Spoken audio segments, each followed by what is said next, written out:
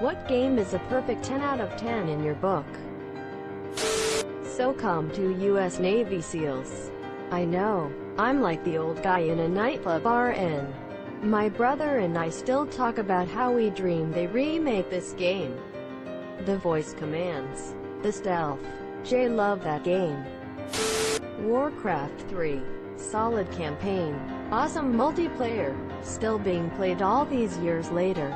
But most importantly, had a map editor that allowed modders to create games that would result in Dota 2, League of Legends, Auto Battlers, Tower Defenses, Plants vs. Zombies and so much more. No other game in history has had such a long-lasting impact on online multiplayer. Battle.net on Warcraft 3 back in the day was the shit. The variety of the maps available was insane. My favorites were Footman Wars and Siege of Helm's Deep. StarCraft. Must have spent well over 1,000 hours on that game. You must construct additional pylons. KOTOR must be on this list. KOTOR 1 and 2 were the first RPGs I played as a kid and they will remain some of my faves forever. The combat was great, the stories were great, the characters were great, and I'm glad fans managed to patch things back into the sequel to help make it even better. Crying shame we'll never to get a third one. It really was a true masterpiece of Star Wars gaming. It is still available on the iOS App Store. In case anyone was interested, very well worth it. GTA saw, I can turn off the mini-map and still make it to the end of the game. That's how many times I've played this game.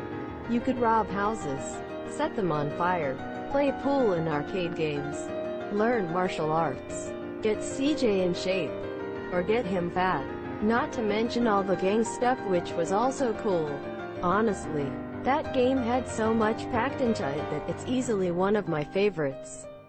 I wish they would just remaster this game and release it on PS4 and Xbox One.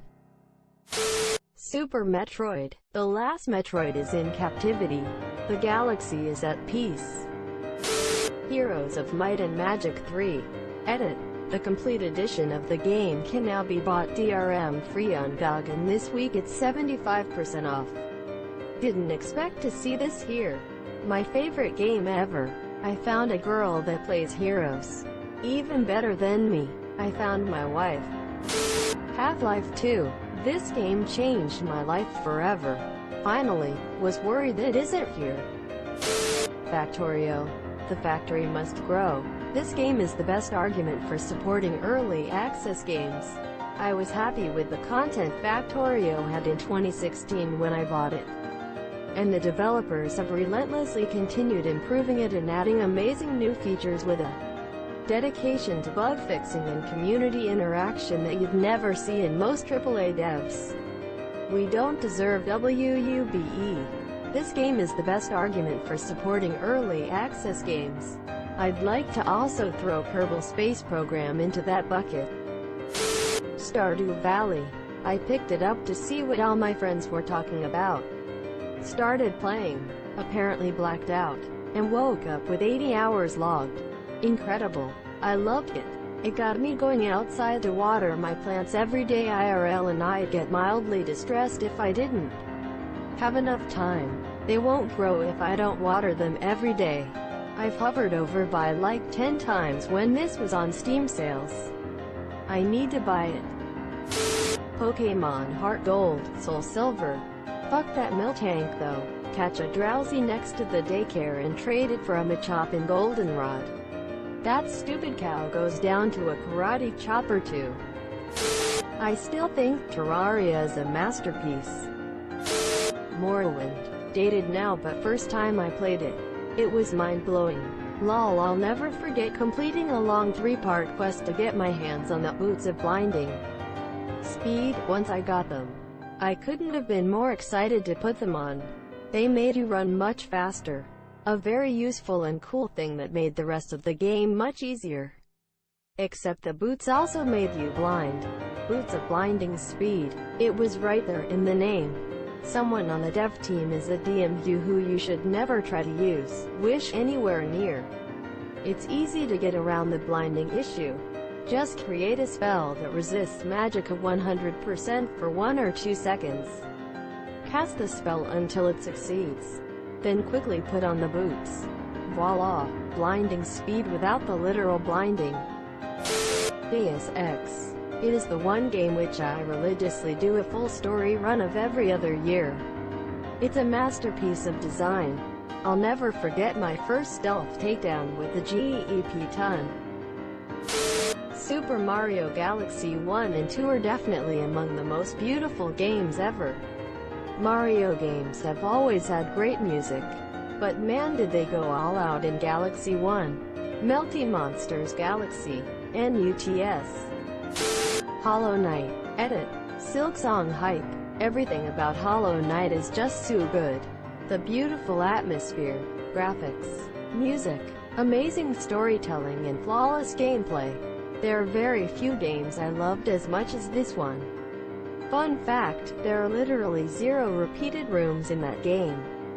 And the map is pretty fucking huge. All things considered. Metal Gear Solid 3, Snake Eater. I raised you. I loved you. I've given you weapons, taught you techniques, endowed you with knowledge. There is nothing more for me to give you. All that's left for you to take is my life, by your own hand. One must die, and one must live. No victory, no defeat. The survivor will carry on the fight. It is our destiny. The one who survives will inherit the title of boss. And the one who inherits the title of boss will face an existence of endless battle, the boss. Lori Allen did such a great job with Boss. It makes me wonder why our biggest roles are in SpongeBob and Family Guy. Edit. Spelling. BioShock. The first BioShock sent shivers down my spine for most of the game. I never knew what was going to happen or how I was going to be attacked. It was amazingly done. Would you kindly elaborate? Mount and Blade. Warband. Even if there are certain aspects you don't like or need polish, you can almost always find a mod to help.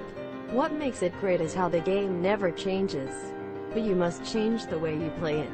Starting out, you're a greenhorn that just has to stay alive as you improve your skills and obtain better equipment by helping villagers and doing other tasks. You spend more time running away than fighting. After you get some experience, you gather some warriors and go after small bands of thieves and outlaws. After you get better, join other warbands fighting armies and taking castles. All the while, you have to make friends with other lords. When it becomes your turn to be a landholder, you have to develop and defend your property. When the martial title is bestowed upon you, you have to decide which castles and towns to attack, all the while keeping other lords in line. When you go it on your own, you have to defend yourself from other rulers and figure out how to keep your own lords happy so they help you and not abandon you. Damn, now I want to start a new game. I think that the archery system for M&B is the best ever. I've never had more satisfaction from archery than when I was full galloping. Picked a target, and sniped them from across the entire battlefield. Sheer satisfaction. AOE 2. I'm waiting so eagerly for AOE 4. AOE 2 Definitive Edition. RimWorld you can harvest organs. My favorite memory of that game is when after a fight, I noticed one of my guys was bleeding. They had been shot in the leg and it needed to be amputated. So I put them under anesthesia, amputated and gave them a wooden leg. A couple days later I noticed they were bleeding again. Did something happen in the meantime that I didn't see? Like a rabid animal attack? No, I amputated the wrong leg. Happens to the best of us. Divinity. Original Sin 2E is the closest to a 10 I've ever played. Some minor flaws in inventory management make it a near miss. But damn, I love that game. The inability to dye backpacks or label them is the only downside to me. Oh, and for joy, after PlayAbG it for the 40th time it gets stale. Edit. I know mods exist. I use a bunch of them. I wouldn't credit the game for mods though. The game needs credit for its GM and built-in mod support though. Mass Effect 2. There probably are faults, but I can't think of any. Scanning endlessly for Iridium put me to sleep. The rest is 11 tenths though. Soul Reaver. It had an amazing story. Cool puzzle mechanics. Tons of secret areas and powers. Cool boss mechanics and an amazing villain.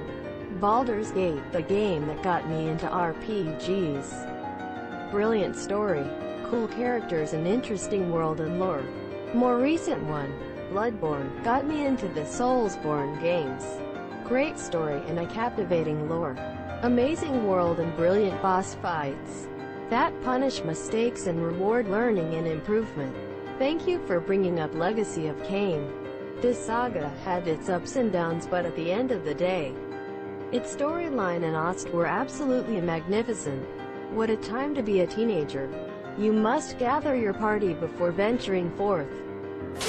Dishonored. I have zero complaints, aside from that it could use more stages. But even so, I'm not sure if those stages would be as good as the ones available. I also really like Ocarina of Time and Borderlands 2. 3 games I can play over and over. I was gonna say Dishonored. It's absolutely amazing. Dope-ass DLC too. Loved playing as Dodd. Subscribe for more hot Reddit takes in your inbox, guaranteed.